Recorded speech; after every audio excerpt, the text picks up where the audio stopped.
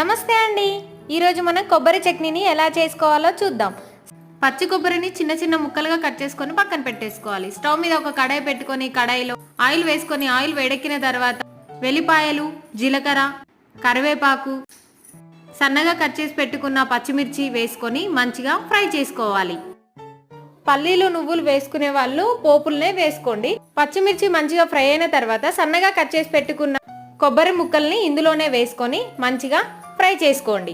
Light brown colour వచ్చిన తర్వాత ఇందులో సన్నగా కట్ చేసి పెట్టుకున్న టమాటా ముక్కలు, కొత్తిమీర, సాల్ట్ వేసుకొని మంచిగా ఉడికించుకోండి. టమాటోలు మంచిగా మగ్గిన తర్వాత ఇందులో ఉన్న వాటర్ మొత్తం పోయేంత వరకు హై ఫ్లేమ్ లో మంచిగా కలుపుకోవాలి. మంచిగా ఫ్రై అయిన తర్వాత స్టవ్ ఆఫ్ చేసుకొని పూర్తిగా చల్లార్చుకోవాలి.